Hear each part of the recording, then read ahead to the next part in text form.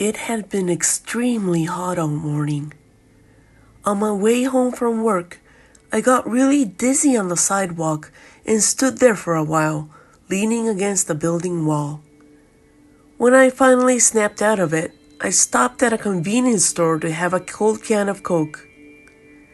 The store that I came across first had a strange appearance, as if it was covered in a light pink fog. It's not good. I think my head is still faint from the heat. I grabbed the can of Coke I was looking for from the drink corner at the back of the store and stood in front of the counter to pay. A tall male staff with a yellow afro and a white mask stands in front of me and says with unfocused eyes, "Would you like it warmed up?" "What?" I asked back. The afro staff repeated with an annoyed look in his eyes, "Do you want me to heat it up for you?" I took one look at the ice-cold can of Coke on the counter and then at the staff. I quickly paid, didn't even bother with the change, and ran out from the store. After that, I took the 7:18 p.m. subway as usual. It was a Wednesday, but the train was empty, and I sat down in the middle of the seat row. It took about 30 minutes to get to the station nearest to my apartment. I was tired from the day's work, so I began to doze off with my arms crossed. I think it was after a short while that a stranger suddenly asked me, is the seat next to you vacant?" I thought I heard a woman's voice.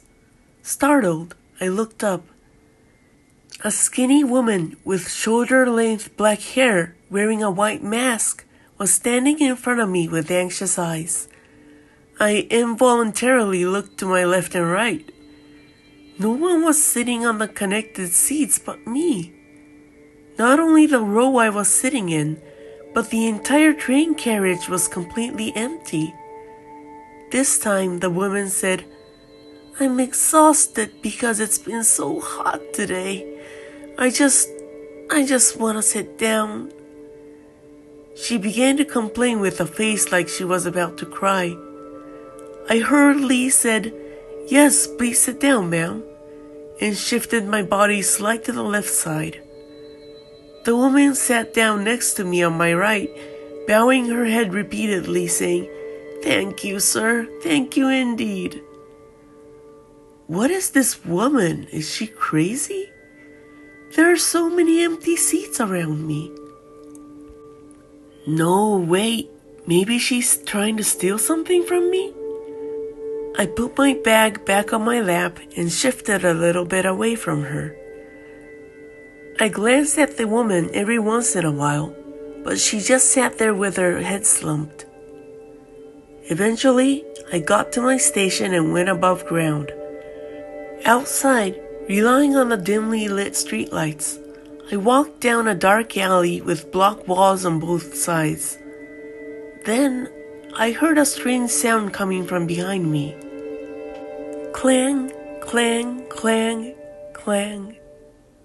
What is it? I thought, and casually turned around to look over my shoulder. About 300 feet behind me was a man in a gray suit and a white anonymous mask. He was walking, swaying left and right with unsteady steps as if he was drunk. He was dragging an iron pipe in one hand, one that's long enough to reach the asphalt and grind as he walked.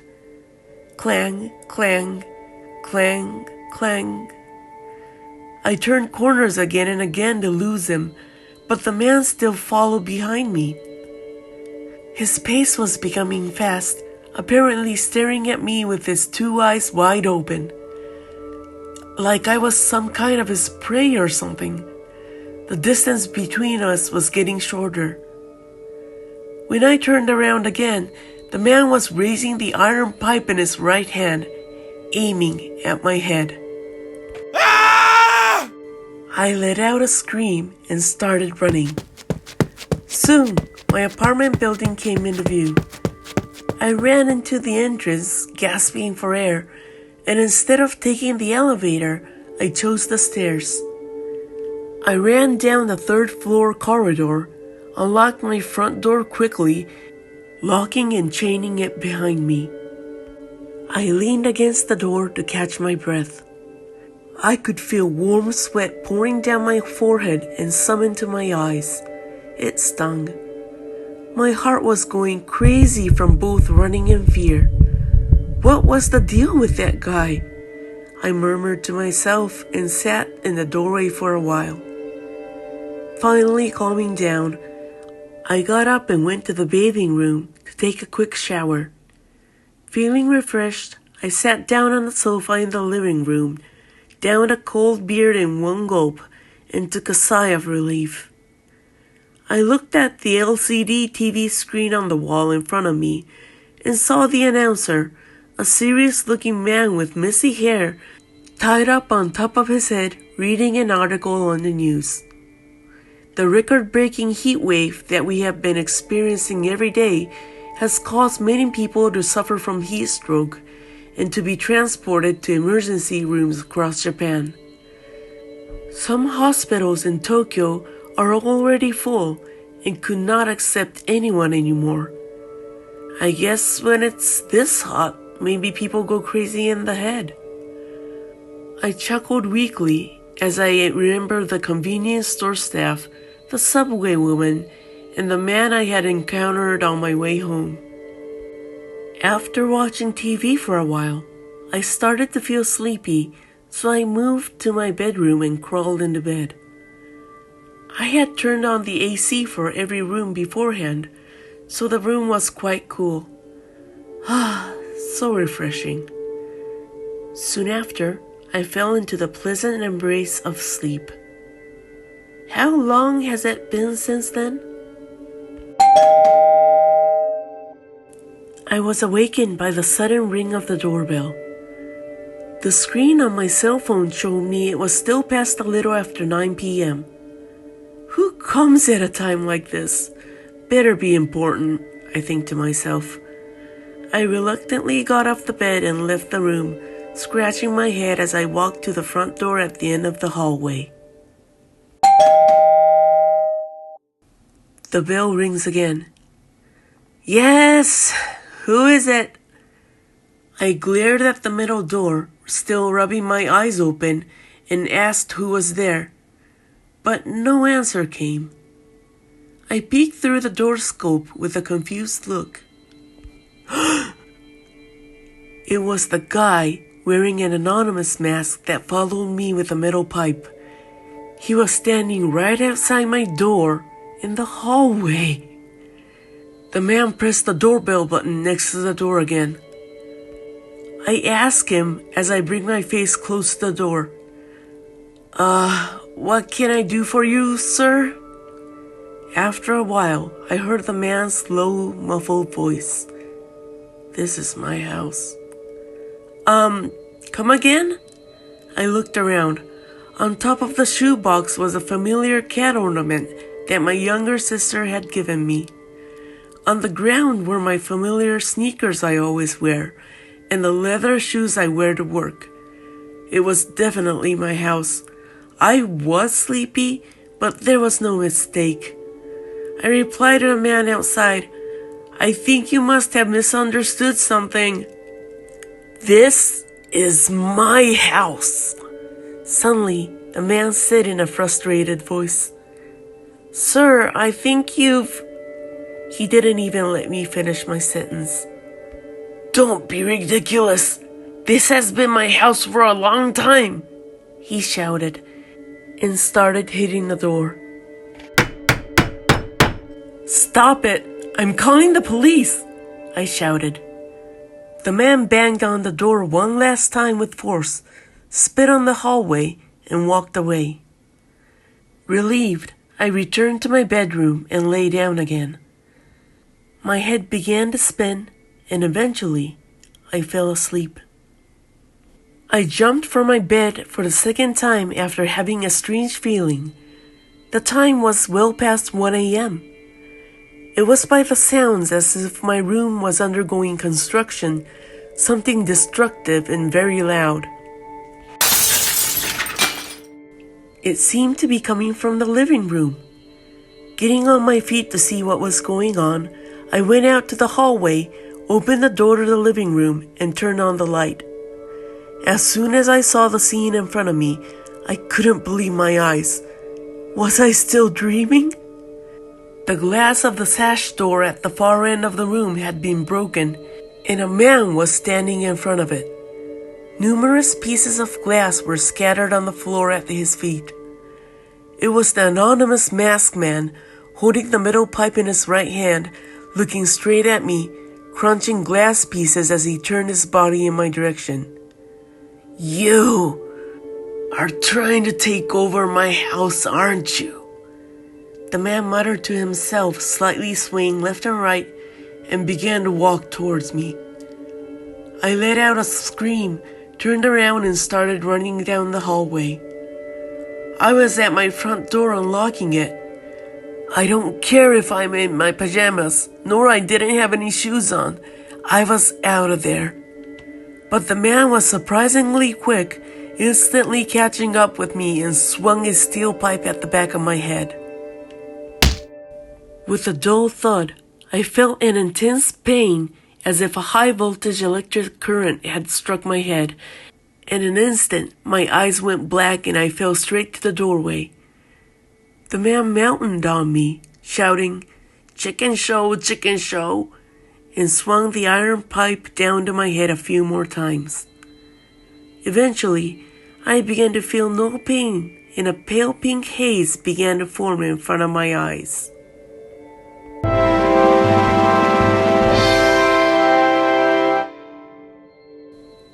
It was a certain day in August 2023, which marked the hottest day on record in Japan. Suzuki, a 33-year-old office worker, was found unconscious by a passerby at around 7 p.m., leaning against the side of a building wall on the sidewalk in a shopping district. He was on his way home from work and seemed to have gone limp from the day's extreme heat and fatigue. He was immediately rushed to a nearby hospital, but was pronounced dead before 8 p.m. The cause of death was severe heat stroke. He was said to have been tormented by horrible hallucinations right up to the moment of his death, and have been groaning unintelligible words until the very end. And to the next news. I was delivering food for my side hustle that day. "Oh, hello. A middle-aged man greeted me as I handed him his order. He said, "I never knew it could be so busy when you're holding a party, huh?" He picked up the food and took it into the back room. After this delivery, I checked my phone to see if there were any new tasks around the area, and found another delivery to the exact same house. The man did say it was a party, so he must be collecting various dishes from all over the place. I tried to take that task, but this time it was taken by someone else. Oh well. If he's holding a party, I thought to myself, he must order more than this. So I widened the radius a little further away and found more deliveries to the same house. In the end, there were more than 10 deliveries to the same man. The dishes varied, and some of them were not so party-friendly, such as bento boxes and ramen. The next weekend, there was another order from the same house. This time, I ended up delivering 7 in total. After 3 more orders, it seemed to stop. Returning home one day and relaxing, I was watching a wide variety of TV programs when a news flash caught my attention. The case was gruesome. A man was abducted, imprisoned, tortured, and murdered. The motive of the murder was unclear, and it seemed that it was more for grotesque experimenting than a grudge or revenge. This was big news, since there were no other cases like this. Experts said that the torture was extensive and the man was beaten violently, but the direct cause of death was said to be asphyxiation caused by a large amount of food being forcefully stuffed into his mouth. The torture using food went on, and the victim's digestive system was severely inflamed due to the excessive amount of food he was forced to eat. I hope the psychopathic killer gets caught soon, I thought, and when I was just about to change the channel, a view on the screen stopped my movement. The victim's house was not shown in the video, but the reporter walked along the street in the neighborhood of the house where many of the orders had been placed. No, it can't be. I know there is no evidence to support what I was thinking, but if I think about the probability, it's not so unlikely. So this is my conclusion. I was never involved in this case. It was a bad joke to say that I carry those murder weapons that eventually killed someone. I'm innocent. It was just doing my job. That's all. This was over 10 years ago. I was on a ship working. It was not a fishing boat, but a merchant ship that transported cargo. The company I was working for did not have that many crew members, so we took turns doing what we were assigned to. The job required us to spend a long time on it. The ship left the port after loading and unloading cargo. One of the crew members said he picked up a small box-like object in the passageway. He showed it to me. The box was a perfect square about the size of a Rubik's Cube. It was made of iron, its color faded blue, with joints that became frail over time. When I shook it, it made a slight noise, so I was sure there was something inside, but since I didn't know how to open it, the content was a mystery. No one else on the ship, including me, knew anything like it, so it must have been dropped by someone who had been in and out of the ship at the port earlier. I left it in the ship's dining area, saying that if we received any questions about anyone on land looking for it, I should have it mailed to that person at our next stop. From the next day, misfortunes began to happen to the crew's relatives. Fortunately, no one died, but wives and children were taken to hospitals due to accidents. I had to replace people on leave in a hurry, substituting members whose relatives has been injured at the next port. I was single, and my parents had died already, so nothing happened to me. I stayed on the ship. Most of the crew members on board are male, but there is only one female crew member in my company. Let's call her Satoko. The day after we left the port, I was chatting with Satoko in the dining area. It was then when she asked me, "What is this box?" Clearly, she hadn't heard how it got into this room. I explained that I had forgotten about it because I had not yet heard anyone looking for it, and the crew were trying to figure out how to open the box together. Then, out of nowhere, Satoko got up from her chair and started banging her head hard against the wall. I froze at her sudden action, but I put the box in my jacket pocket, immediately held Satoko down, and called out to the other crew members to get a medic. In the meantime, Satoko was still grunting in a low voice trying to get free. The assembled crew members held her down and carried her into the sick bay. She seemed to have lost consciousness by then. The next port of call was nearby, so we arrived there about 2 hours later, and Satoko was carried to the hospital in the form of a replacement, and I went on land with her as a witness. When she woke up at the hospital, she did not remember anything at all. She was hospitalized for further checkup, and I took this opportunity to have some vacation time. I felt the box I had in my pocket and suddenly became creeped out when I realized that a series of disturbances had all occurred after finding it. I called a friend of mine who is psychic and asked them about it over the phone. He told me he can't say anything since he hadn't seen the actual object, but advised to have it purified in a shrine just to be safe. He introduced me to a man named Kato. The next day, I went to see him. He was a strong-looking elderly man. As soon as he caught a glimpse of the box, he said to me, "You look like you have brought something very sinister with you." I asked, "You mean this box?" He replied, "It's not just a box, but more like a forbidden curse, but it's nothing compared to mundane things. Fortunately, its power seems to have weakened drastically, so it doesn't seem to have enough power to kill people. To be honest with you, what you've brought here is way too powerful for me to handle. I'll keep it for now and take it to a seasoned exorcist." This surprised me.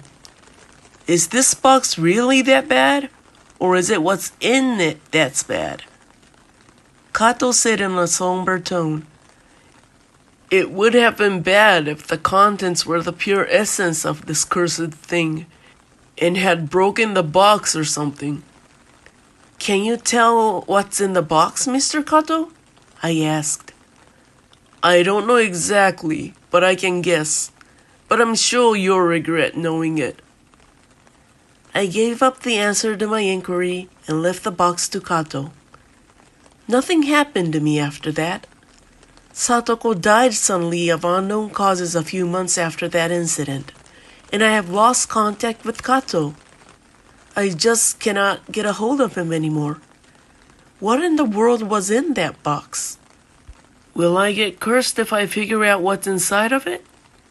I'm kinda regretting not asking Kato, because my curiosity is killing me. My sister has been acting strange lately.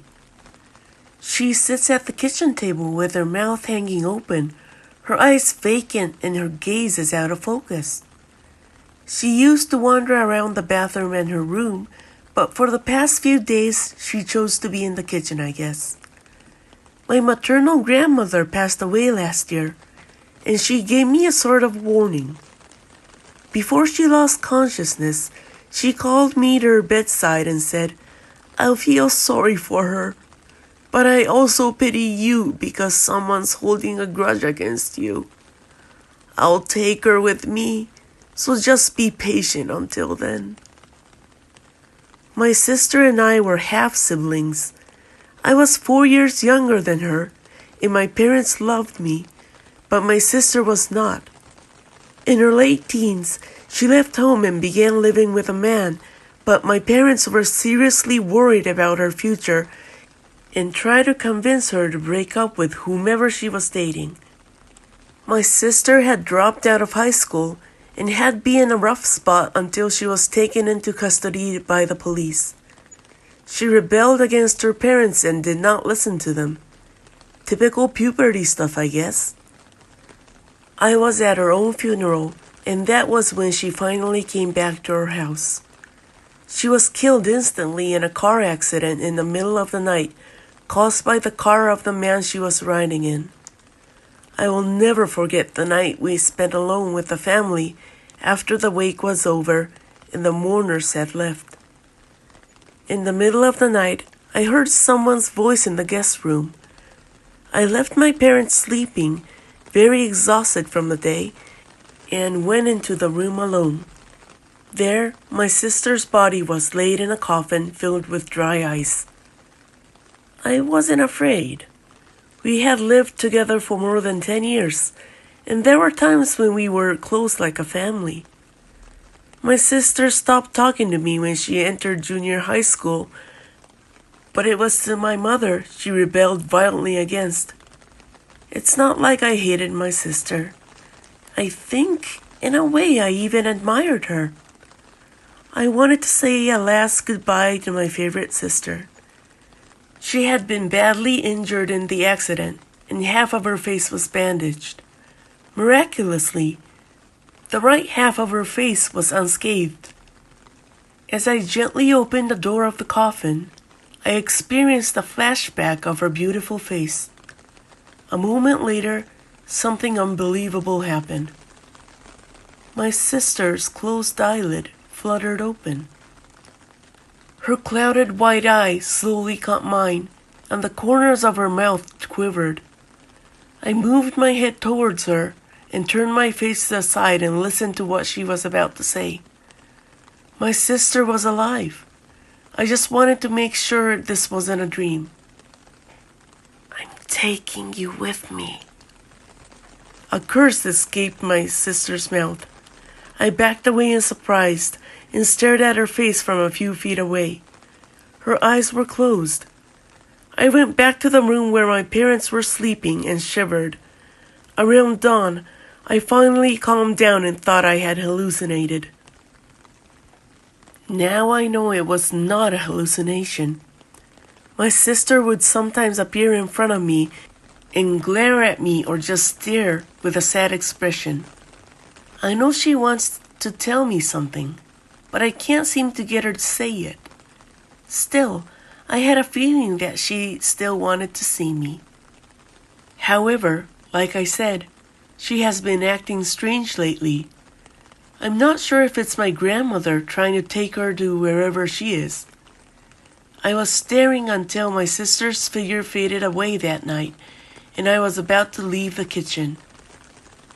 I put my chair back next to the table and turned around, and suddenly saw my grandmother there. "You must get out of my house right now," she told me. "She's going to take you. She's going to take you with her." I instantly panicked. I saw her figure so vivid in the room, as if she was alive. "It's all her father's fault," she continued. "Her father? You mean my mother's ex-husband?" I asked. "That man is trying to end the bloodline," my grandma's voice echoed in my head. I closed my eyes, feeling like I was dreaming. I shook my head and opened my eyes again and saw my mother standing there. She approached me, swaying unsteadily like a sleepwalker. Then, suddenly, she opened her eyes and glared directly at me. She opened her mouth and spoke to me in a low male voice. "We're all going to die together." In my mother's hand was a huge kitchen knife.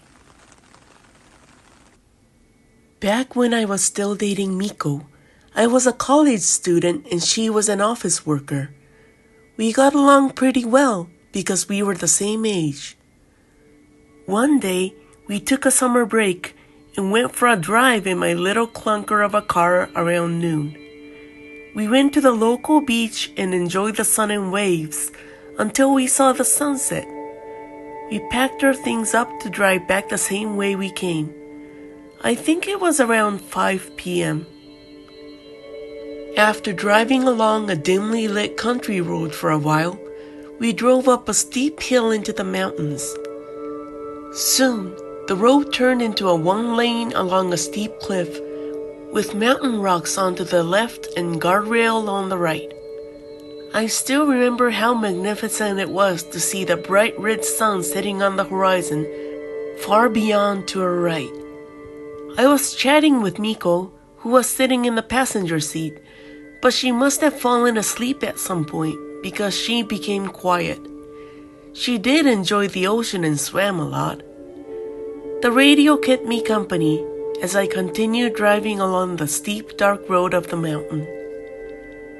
I forgot how many narrow curves I had to go through, but suddenly, just as I was about to pass another curve in the road, a huge bus appeared just ahead of me. It was a tourist bus, huge inside and had lighting on the vehicle ceiling for the passengers. Uh-oh, this is trouble, I thought, because the bus was so big I couldn't see what was ahead of me. Looking through the front window at the rear window of the bus, I could see the backs of several male students in open-necked shirts sitting in a dim interior. Were they on a club expedition or something? I thought to myself. They were all uniformly tan and well-built. Eventually, they noticed me, and a few of them turned around and started smiling and waving their hands. Ah, youth. I smiled and waved in response. Then, one of them, in the middle of the group, turned to me with a serious look on his face and began beckoning, as if inviting me to go on their bus. "Come with us," he mouthed. As if he was the leader, the rest of the group did the same, having a dead serious look on their faces. What on earth are they doing? I was watching them a little confused. Is this what they do nowadays? But then, it happened right after. Suddenly, the bus disappeared from sight and the horizon spread out in front of us, and the guardrail jumped into my car's front window. Whoa! I panicked and slammed on the brakes as hard as I could. With a loud screeching noise, the car crashed into the guardrail with such force that both Miko and I hit the windshield hard. I finally awoke with a throbbing forehead and an injured right arm. How long had I been unconscious? I looked to the front and saw the windshield was cracked, the hood was twisted into a mess, and white smoke was coming out from inside. I saw Miko in the passenger seat, also awake and leaning limply against the window. She also had a blue bruise on her forehead and a little blood. I got out of the car immediately, managed to get Miko out, and then called the ambulance. Miko sat on the asphalt, resting her back on the barren mountain wall. I leaned close and put a handkerchief on her forehead. The guardrail stopped my car from diving off the cliff, resulting in an inverted U shape, and the front part was wrecked, still spewing white smoke. If it hadn't been for the guardrail, I thought to myself, Miko and I would have plunged into the abyss.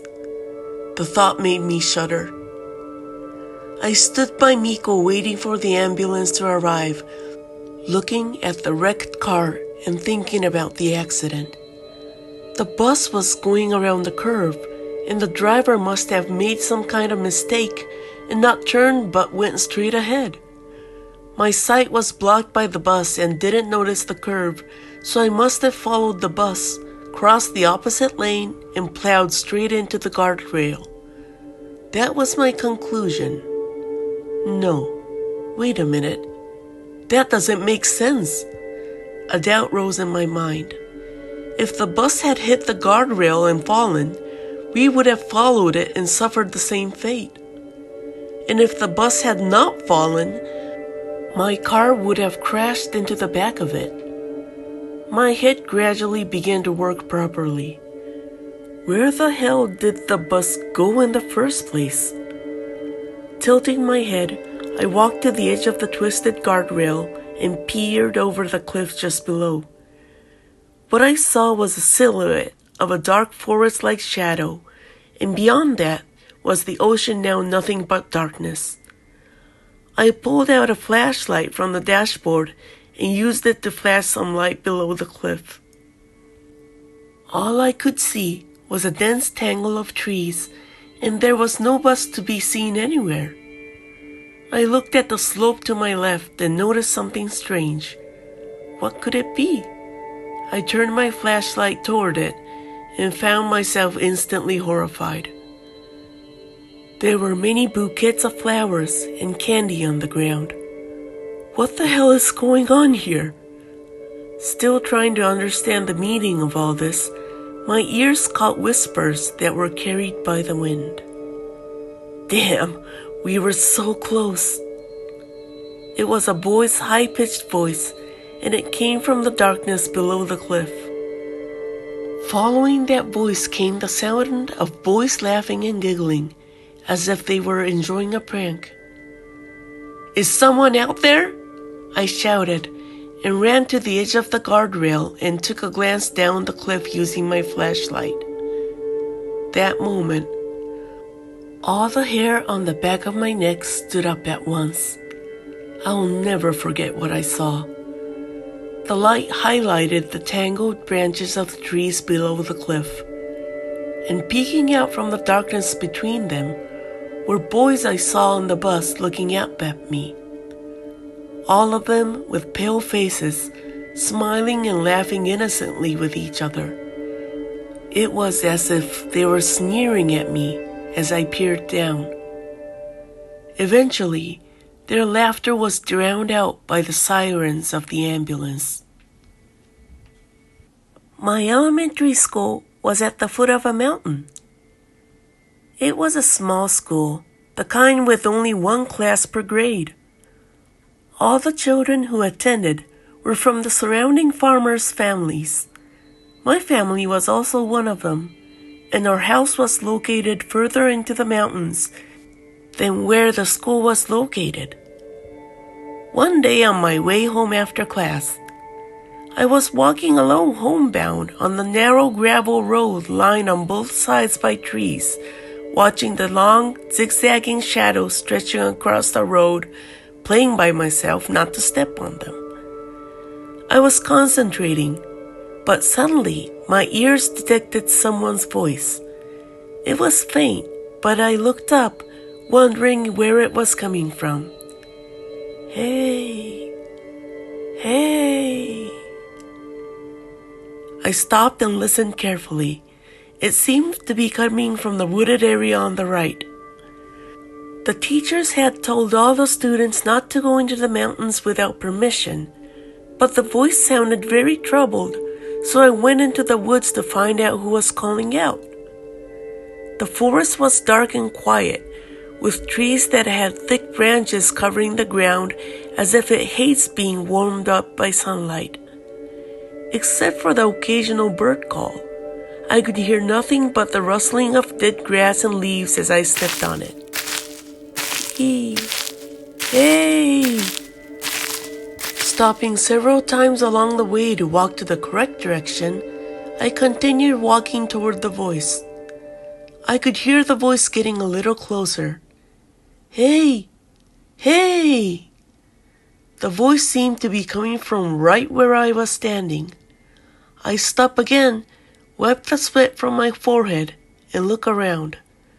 The area is surrounded by trees. The setting sun was glinting through the overlapping branches, speckling the ground covered with dead leaves. I looked down and saw a rather large tree trunk a little further away, where the ground had risen a little. The diameter of the base of the tree was about 7 feet. The voice seemed to be coming from that area. I walked slowly around the tree. Hey boy, here! The voice recognized me, but I jumped back in surprise to hear it coming from just below the big tree. I focused my gaze at the ground around the root. I thought my heart stopped beating when I saw a man's pale face sticking out from the ground. His head was completely buried, only his face appearing from the soil as if only that part had been cut out purposely. His eyes were lively with a straight-line nose and a thick beard around his mouth. His state startled me so much I was starting to regret looking for him. Sir, what's wrong? The man looked a little troubled, his two eyes opening wider as he looked at me and said, I'm sorry, I didn't mean to scare you. The thing is, I suddenly felt lonely and wanted to talk to somebody.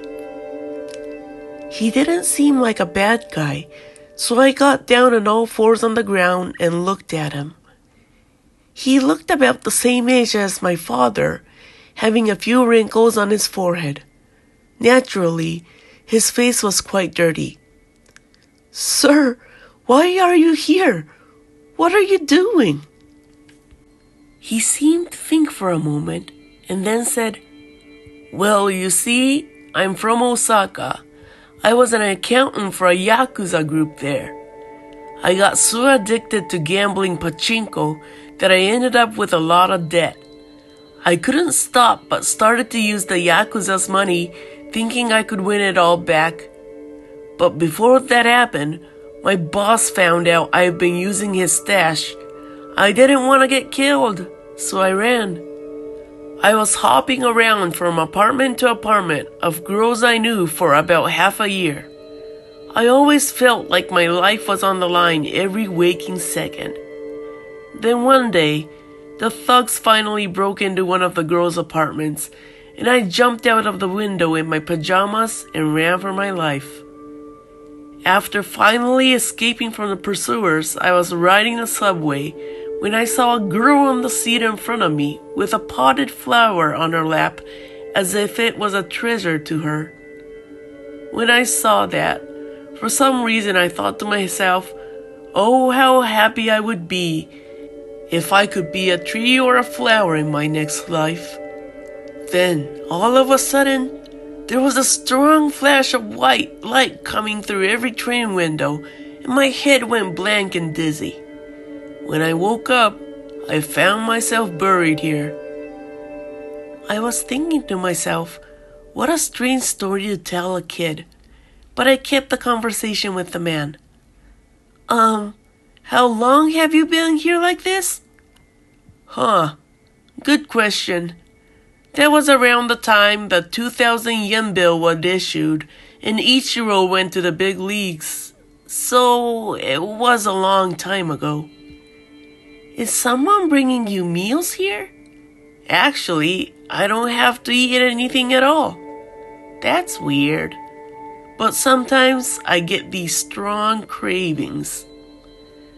I put down my school bag, took out the leftover bread from today's school lunch, tore off a piece, and put it in the man's mouth. He bit into it like a carp in a pond and munched away. The man ate an entire piece. Thank you, boy, he said. It's been a long time since I ate bread. He smiled, seeming genuinely happy. I wiped his face with my handkerchief. I looked up and saw that the light shining through the branches was getting dim. Don't you have to go home, boy? This place is gonna be nothing but darkness pretty quick. He looked at me with a worried expression. Are you alright being alone in a place like this? I asked. Me? I've been doing this for a long time now, so I'm used to it. Besides, there are some fun that goes on around here. Fun? When I'm buried here alone like this, you get tuned to see things and hear sounds you never paid attention to. In the morning, I can see the gentle light coming through the trees, see the leaves being scattered by wind, hear the birds chirp. And sometimes big animals come too. What? Really? What kind of animals? The other day I heard rustling nearby and saw a family of wild boars. I'd never seen a wild boar this close before. The man's eyes twinkled. So, you won't be lonely even if you're by yourself then? Well, basically, yeah. But sometimes I miss having conversations with people. He looked a little sad. Don't worry, I'll come if you call me like you did today. I looked at him and smiled. You would? Then it's a promise, he said with a serious look on his face. I stood up and said, Okay, I'm going. I put my school bag on my back and brushed the mud off my butt. Thank you, boy. Come visit me again when you have time on your hands, huh? The man said, looking up at me with a smile. Okay, I'll come visit you again. With that, I started running back the way I came.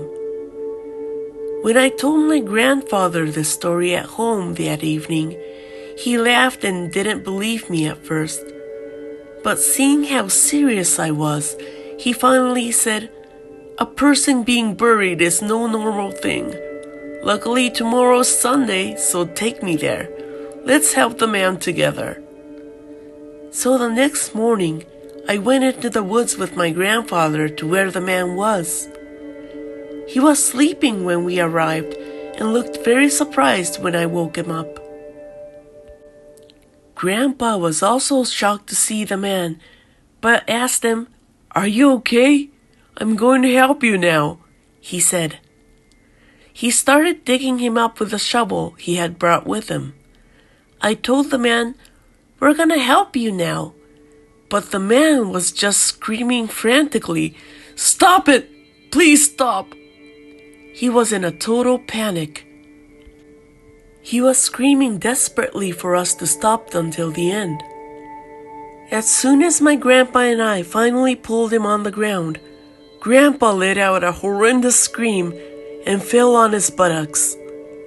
I almost peed myself too when I saw the dug-up man lying on the ground. The man was now still, with his eyes closed and white foam blowing from his mouth. But from the neck down, he looked like a twisted ghost burdock, covered in mud with roots like whiskers growing around him. Everyone has some kind of vice, something that they can't stop doing. And yeah, I have mine too. One night, as usual, I was brushing my teeth and looking at the dolls lined up on the windowsill. There were more than a dozen dolls of various sizes, and as I stroked the scars on their faces and arms, I suddenly saw something moving in the park through the window. As I looked closely, I saw a 5 to 6-year-old child playing in the sandbox. Why would a child that small be playing alone at this hour of the day? Were his parents still working? I thought to myself. I looked at my watch and saw that it was a little after 10 p.m. Well, it's not so strange for a parent to leave the child alone, is it?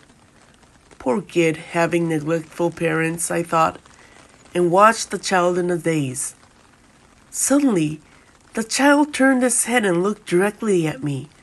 As our eyes met, he shouted in a cheerful, clear voice, "Hey, mister, play with me!" A chill ran down my spine, and the child started to run towards my apartment.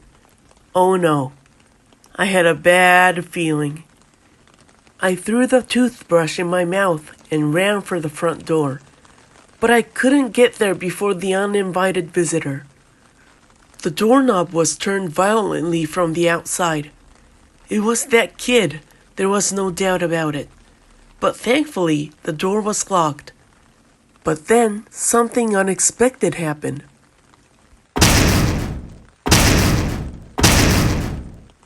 The sound of body slamming echoed from the door. "Stop it!" I shouted without thinking, but the kid wouldn't listen. What am I supposed to do? Police, that's right. Let's call the police. I knew that it's just the kid, but there's something different about him. He's acting too strange even for a desperate kid who wants attention. I can't face him, I can't. I'm never doing that. As I run up the stairs to retrieve my smartphone, which I left in my room on the second floor, the sound of door crashing immediately stopped. Did he give up? Well, it would be impossible to break through that door by his physical strength, especially with the physique of a child who looks like a preschooler. But then I remembered something. The windows. Did I lock them? This house had windows everywhere, so the sunlight could warm up the room.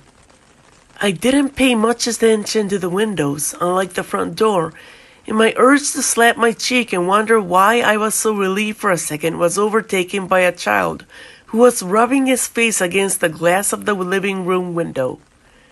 It was the closest one to the front door and most suitable for breaking in. This kid was nothing cute but demonic. He smeared the glass with the corners of his mouth and cheeks turned up to the limit and his eyes wide open and smiling. After gazing at me for a while, he disappears completely. Did he give up completely this time? He now knows that the window is firmly locked. No, I can't relax just yet. If he finds any tool, he could easily smash the window by throwing it at it. My mind was busy with possible scenarios, but the creepy kid didn't try to smash the window at all, nor did he show any signs of looking around for a tool. Yes, he finally gave up. Thinking back, I was a fool to get my hopes up, and there was no way the boy that smiled right in front of me with his deranged expression was going to let me off the hook so easily. He now had his eyes on an open second-story window. Normally, it would be foolish to try to break in from the second floor, and it would be a route that no burglar, unless he was very experienced, would take notice of. But this was no mere child. He was neither a burglar nor a sane person, and his thinking pattern was different. I finally realized that my luck had run out and rushed to the second floor window. I totally forgot I had let my stepladder, large enough to reach the second floor, had been placed in the garden to prune the large persimmon tree in the yard. The child must have noticed the open window and the means to get in, and used it without any hesitation. It was impossible to get to the second floor from here and close the window before he entered. It would be too late on my end. So what is the right thing to do? How can I get out of here alive?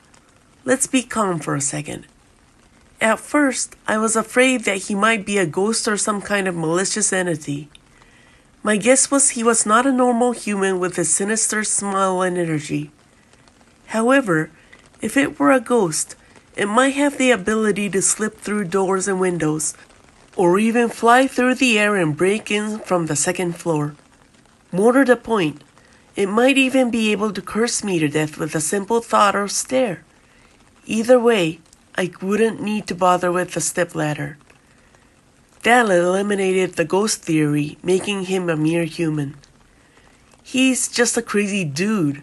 Moreover, he's just a child. I should be able to overpower him physically. Then, I thought, why don't I just use plain force to restrain him?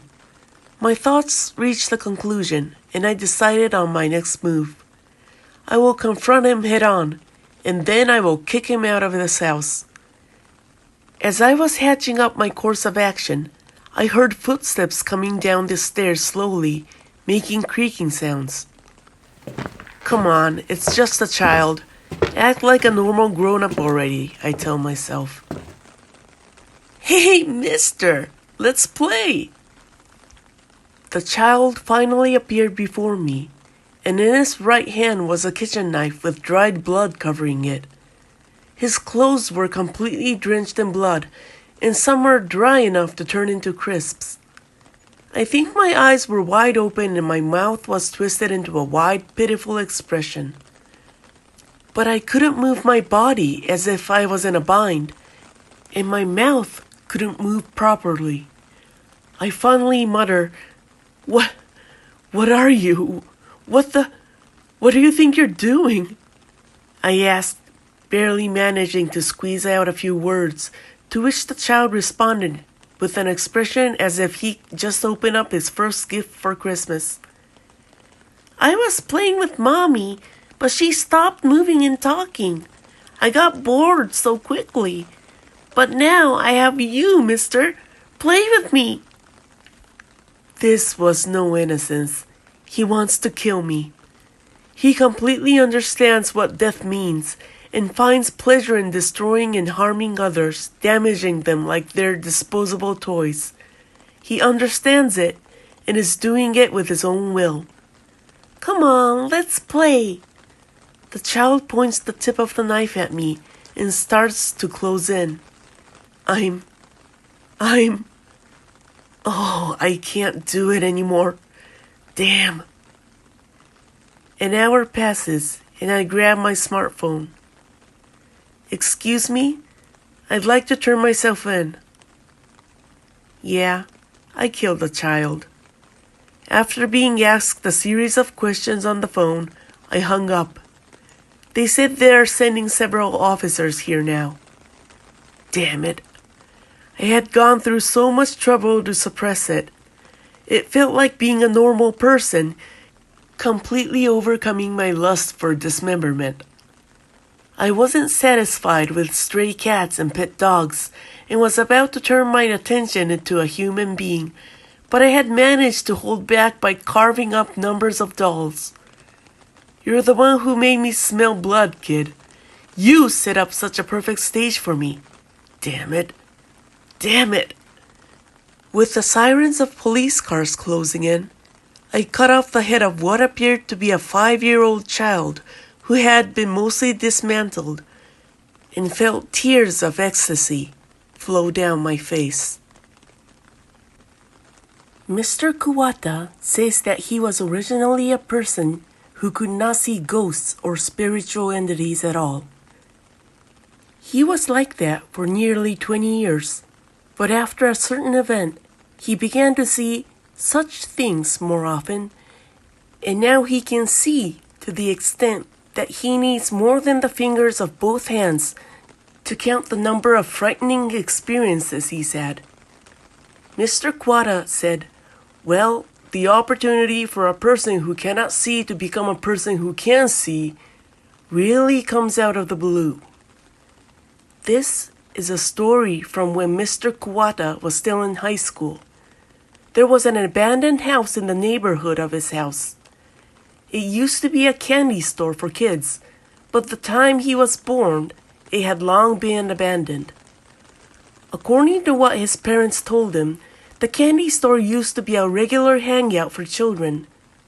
Why won't it be? Cheap candies for everyone who would use their allowances for some sweets to hang out with friends. It was run by an old-fashioned, rather bossy lady who was usually kind and cheerful, but would scold children if she saw any misbehavior. She used to say, I think all the children who come to the store are my grandchildren.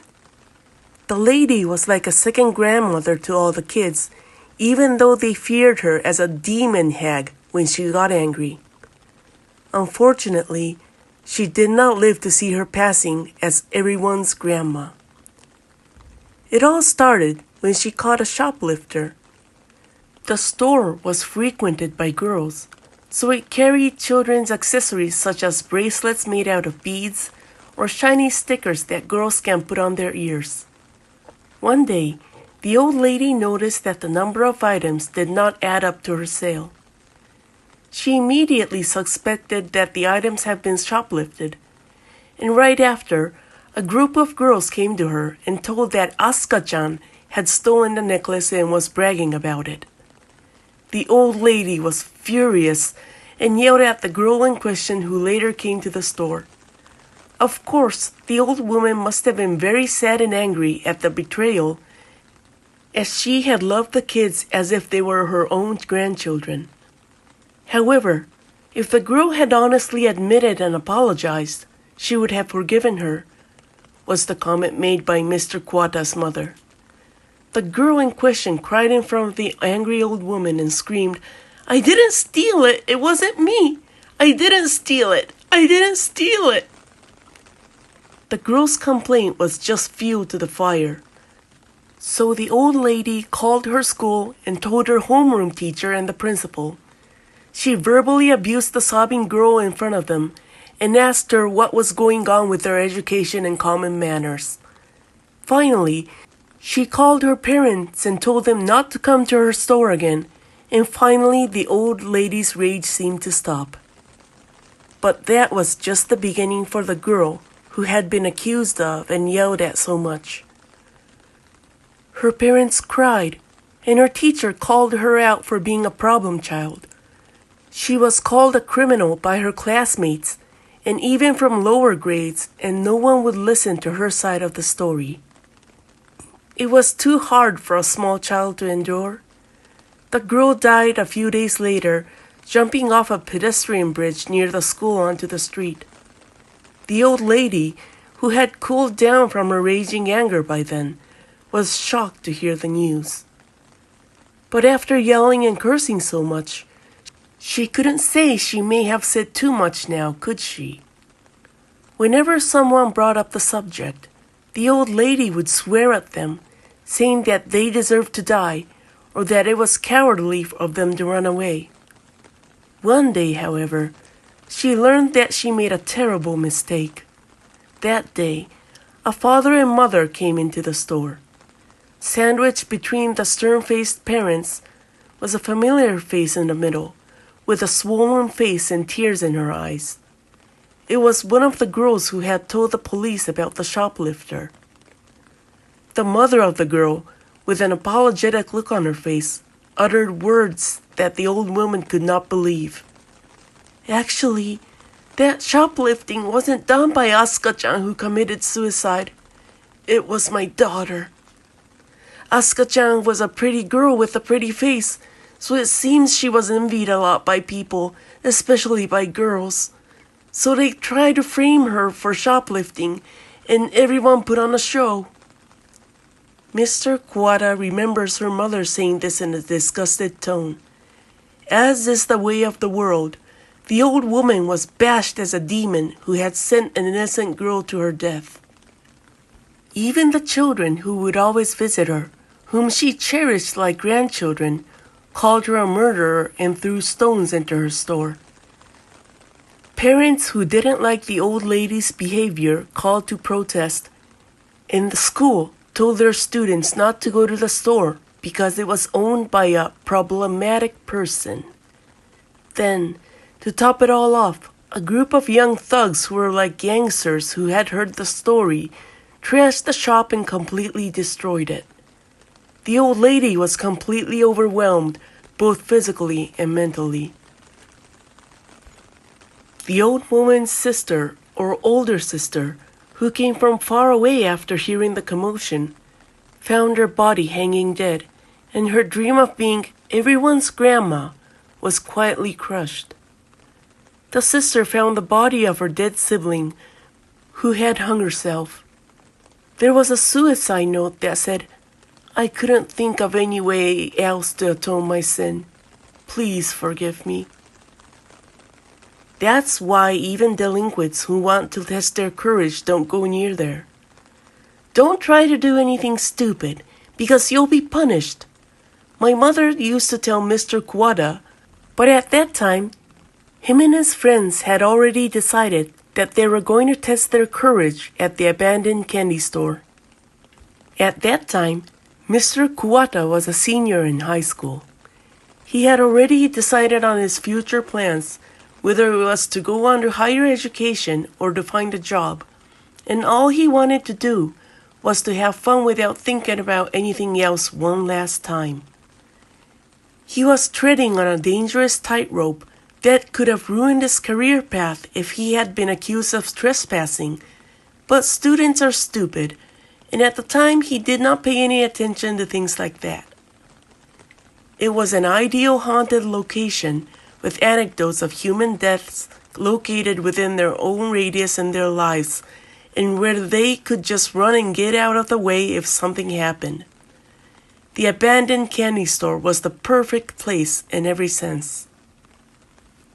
When Mr. Kuwata told his friends what his mother had told him, they were all excited, saying, "That just holds up the theory that the place is cursed." The date of the dare was set, and the day quickly arrived. "It's really atmospheric at night, isn't it? Do you feel something, Itagaki?" "Yeah, I can feel it." "Ah, there's the old lady beckoning to us right now." "It's definitely not true. That was bull." There were about 5 people, including Mr. Kuwata, headed for the place, and a kid named Itagaki was among them. Itagaki has always claimed to be psychic, and in fact, when a picture was taken with him, someone's hands or feet would disappear, or even though the picture was taken outdoors with no wind, it was covered with orbs and other unexplainable things like that often happened. Still, everyone was skeptical about Itagaki's abilities, but since they were going to test their courage, they had to have an expert. So they invited Itagaki, who gladly accepted the invitation. That's roughly how it went.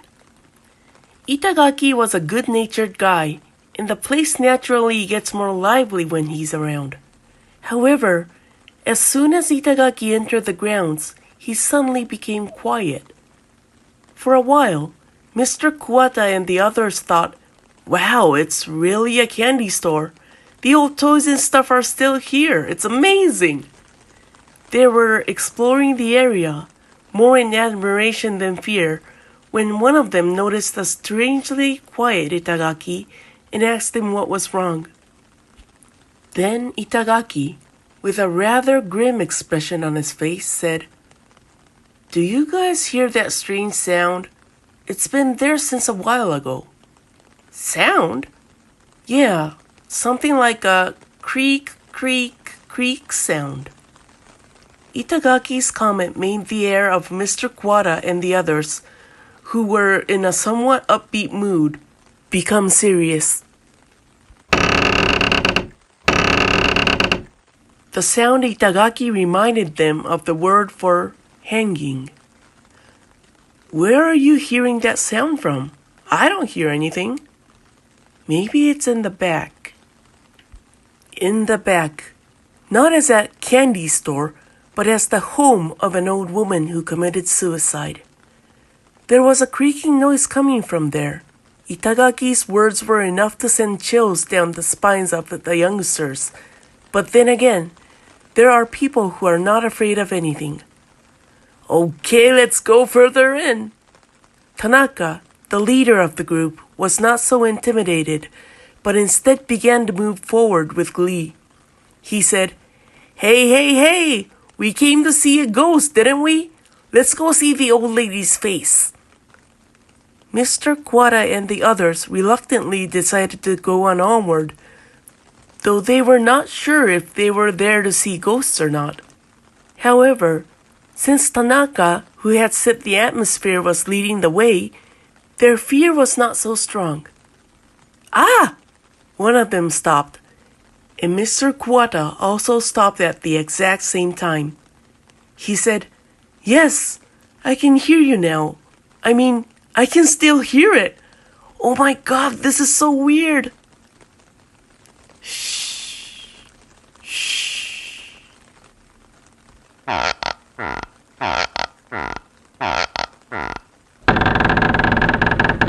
The sound certainly tapped the earlobes of Mr. Kuwata and the others.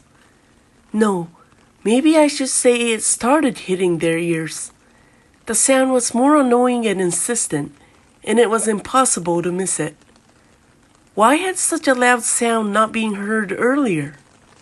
This question made Mr. Kuwata and the others very uneasy, but Tanaka kept moving forward without regard to such questions. "You guys serious, or have I lost it? I still can't hear a thing." Mr. Kuwata didn't have the energy to answer his question. He didn't want to hear this sound either.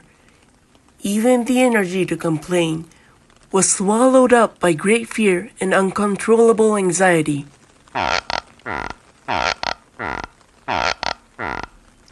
The sound gradually got closer and closer. Eventually, "Oh," said Tanaka, stopping in his tracks. "Sounds like this place, doesn't it? Suicide site." Wow. In contrast to Tanaka, who was still optimistic, Itagaki had a scowl on his face and seemed sincerely displeased. By then, Mr. Kuwata himself must have had the same expression on his face. A creak, creak. The sound, which had not stopped yet, was certainly coming from inside the room in front of them. In the yellowed and cobwebbed sliding door, which probably led to the bedroom, where there had been a sinister incident in the past, it was already obvious, without even needing to think about it. No, this is the place. This room is definitely not good," said Itagaki, who had been eager for the test of courage itself, now turned pale and shook his head. The fact that he often is as fearless as Tanaka confirms that it's a bad idea to try to expose the room in front of him. But to Tanaka, who still could not hear or sense anything, it all seemed to be a trick played by everyone but him. "I'm sorry for disturbing you," he shouted, and Tanaka opened the sliding door. The next moment, Mr. Kwata, Itagaki, the others, and Tanaka all screamed in unison. They all turned on their heels and started running, still shrieking. "Ah! Oh no, oh no, oh no, oh no, oh no! That was seriously bad!" The path through the old house was narrow, and if they didn't yield to each other, they would have ended up in a squeeze-tight situation. But they didn't care, and Mr. Quada and the others headed for the exit as fast as they could. They wanted to get away from the bedroom as soon as possible, even a minute or a second, and further than anyone else. What they found in the bedroom was exactly what they had expected. An old woman hanging from the ceiling, swinging from side to side. The deafening sound was accompanied by the pendulum-like movement of the old woman's body. Her eyes were vacant and clouded, and her mouth was gaping open. All of them were sure that they would never forget that fearful corpse. "I honestly don't remember much after that," says Mr. Kuwata. They ran out of the candy store like fleeing dogs and found themselves tumbling into Tanaka's house. For a while, everyone was quiet in Tanaka's room, but as time went by, that fear faded, he says. After a while, when the terror ebbed away, the joy of having had the horrifying experience they had hoped for began to overtake them. What an experience to share. "I was like, oh no, that was bad. Ghosts really exist, huh? I won't be forgetting that old lady's face for a while. Jeez." After all of them, except Itagaki, were not psychic. Naturally, Mr. Kuwata and the others had no recollection of such a bizarre experience. Of course they were scared at the moment and immediately afterward, but they were back to their normal selves once the experience was over. Everyone, including Mr. Kuwata, was in a victorious mood, but only Itagaki, who had a psychic sense, was shaking with a pale face the whole time. Mr. Kuwata said to him, "You should cheer up too. You see things like that on a daily basis, don't you?" Then Itagaki quietly began to talk. "Did you guys really look inside that room?" Tanaka replied to the blue-faced Itagaki, I saw it. That's why we all ran away, huh?" "Just the old lady?" "What about the old lady?" Itagaki's next words immediately made us quiet. "You guys only saw the lady?" "What?" When someone said that, Itagaki shook his head. Then, with a tremble in his voice, he said, "I saw the old lady's hanging body." He continued, "You know, while watching the hanging old lady, there was a girl who was laughing hysterically, pointing at the body, clapping her hands, sitting on the floor in that same room."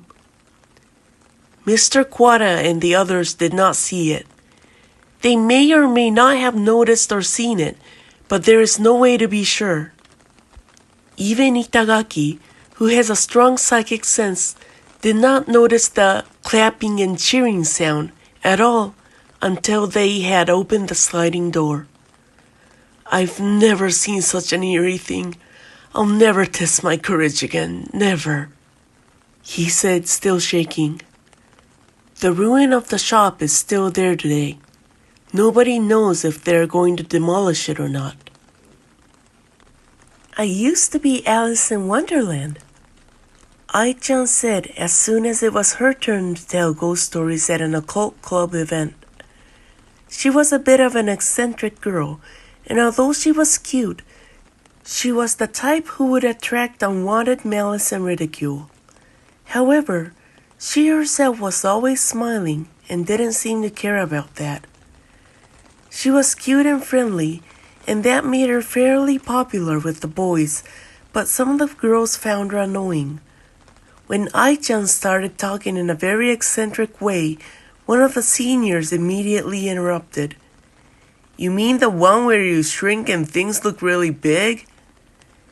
"Yeah, that's actually something called Alice syndrome. But if you talk about illnesses at a ghost story event, I'm not looking for that kind of horror." A cold mood fell over the unrefined behavior of someone making fun of her story after seeing right through it. However, that atmosphere didn't last long because Ai-chan continued her story without any particular concern, saying, "It's not that kind of story. I was able to get into places that other people couldn't see or go to." "What do you mean?" She continues, "In Alice in Wonderland, the main character chases a rabbit to go to another world, right? It was exactly like that. I was able to see mysterious places that other people couldn't see, and I would just go waltzing in." The way she told the story was different from any ghost story she had told up until then, and the people who had been making fun of Ai-chan kept their mouths shut. Ghost stories and creepypasta gatherings are the kind of place curious people would attend. Their interest in her story probably outweighed any ill feelings they had towards Ai-chan. It started when I was in kindergarten. There was a room that was like a playground that everyone could use and play, and I found a staircase in the corner. There was no way there could be a staircase in a place like that, actually. But I was a kid back then, so I went down the stairs out of curiosity. "Well, I guess a kindergartner would go down there," one of the seniors gave a comment. Then, when I went down there was a normal room. There were balls and beanbags, and there were a few other kids playing there besides me. Now that I think about it, I didn't know any of them. Ai-chan was an active child, so she played there for a while and went back to her original room. The stairs were there the next day, and the day after that. And she would go downstairs to play in the other room almost every day. But then, those days suddenly came to an end. One day, I invited a girl I was close to go downstairs with me, but she couldn't see the stairs anywhere. That's when I realized that I was the only one who could see them, and then, when I looked over, the stairs were gone. I could see them just a moment ago. In the end, I never saw the stairs of the room again. But after that, I went to all kinds of places the other people can't see. Next to my house was a vacant lot overgrown with grass, but sometimes I could see a big house there. A girl came out of the house and invited me inside, and every time I went, I was treated to delicious sweets I'd never seen before. When I told my mother about it later, she scolded me for going into a vacant house by myself, but she didn't believe my story at all.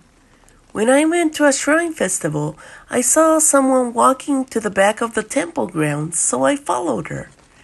There were food stalls and dances there too, and everyone around me was wearing some kind of mask.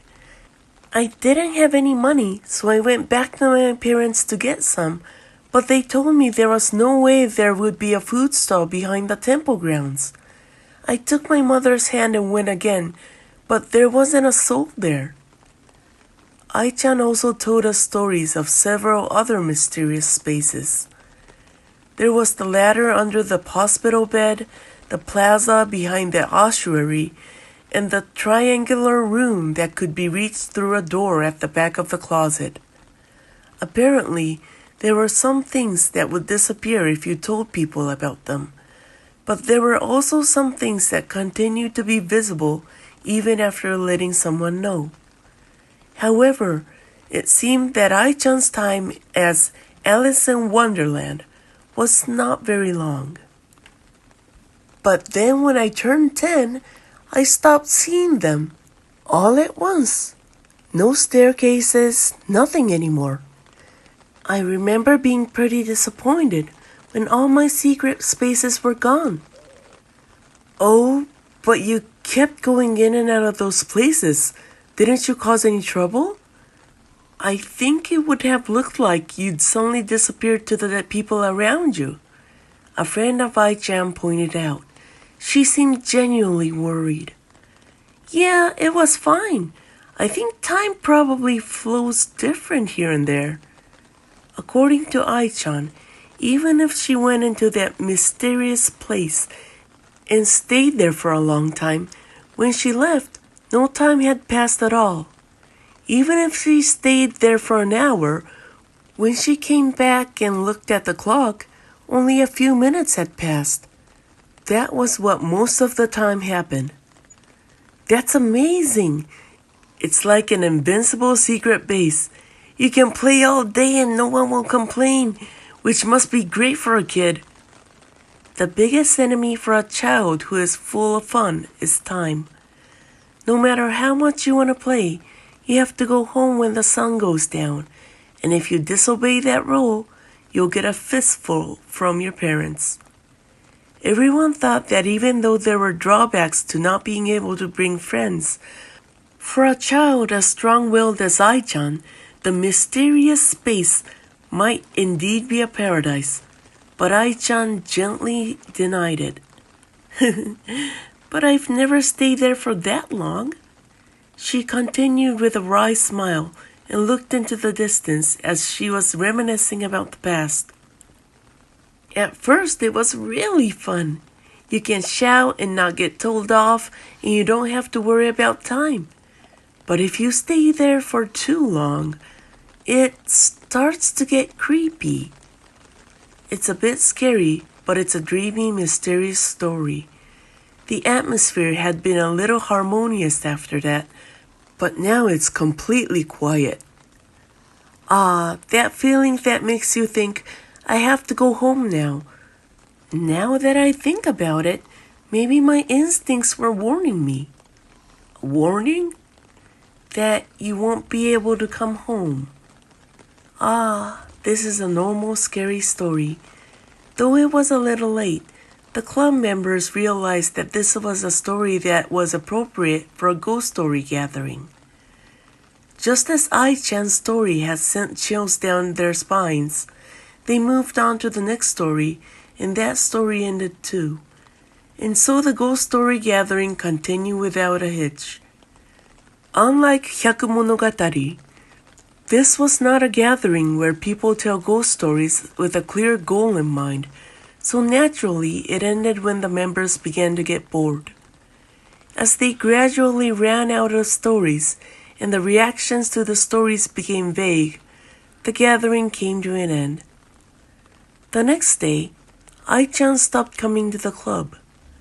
When it comes to personal matters, she was a little careless, so everyone assumed that she was probably in a bit of a pickle, forgetting to turn in her assignments or something. But when a notice was sent out from the university requesting information of her, they realized things were serious. It turns out that she had been missing since she left home to go to school the day after the ghost story gathering. Unfortunately, the people around her hadn't heard anything from her and had no idea where she might have gone. However, the sudden disappearance of a beautiful girl from the same club caused a sensational reaction, leading them to start talking about vulgar and inappropriate gossip. Ai-chan was quite the airhead, wasn't she? Maybe she got tempted by a strange man and ran off with him. It could have been something to do with the guy. She was cute. People discussed their theories, one after the other, while others looked on from afar with disapproval. However, No one reprimanded the people who were spreading gossip, and the reputation of the missing person became a topic of conversation. And at that moment, "It's not like that!" a girl who had been silently lurking in the corner of the club room suddenly shouted out loud. That girl was good friends with the missing Ai-chan. Everyone assumed that she had spoken out because she could no longer bear the rumors that mocked the reputation of her friend, whose whereabouts were unknown. Not wanting to be in trouble, the people who had been talking left the room in an uncomfortable mood. "Sorry, we should have stopped them. I'm sure it was annoying to hear such inappropriate talk." Someone called out to her, trying to soothe her as she panted heavily. "No, it's not that." "Huh?" "That girl, it's not like she ran away or anything. Absolutely not. Absolutely not." She opened her eyes wide and kept repeating, which was rather strange. They felt an indescribable discomfort and fear, but the person they were talking to was a girl who was probably hurt by the disappearance of her friend. Thinking that it would be cold-hearted not to listen to her story, someone asked, "What do you mean?" to encourage her to continue. Then the girl suddenly handed over her cell phone.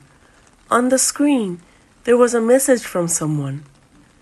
The first person to look at it exclaimed in surprise because Ai-chan's name was in the sender's field. However, "What is this? Is Ai-chan really the one who sent it?" The few letters were garbled, and it was impossible to read what was written. Looking at the time the email was received, it was the morning after the ghost story gathering. It was obvious that this email had been sent by Ai-chan after she had disappeared. "This wasn't like this at first. It was sent in readable characters." So then, after some time had passed, the characters became garbled and unreadable?" Could something like that really happen? An email that had already been received. How could it become garbled? She nodded, and someone asked timidly, "So, what did it say originally?" Ai-chan's friend answered quietly, 3 words, "Can't get out." To this day, Ai-chan has still not been found. They even reported her email to the police, but they were turned away because they couldn't trace the source from where they came.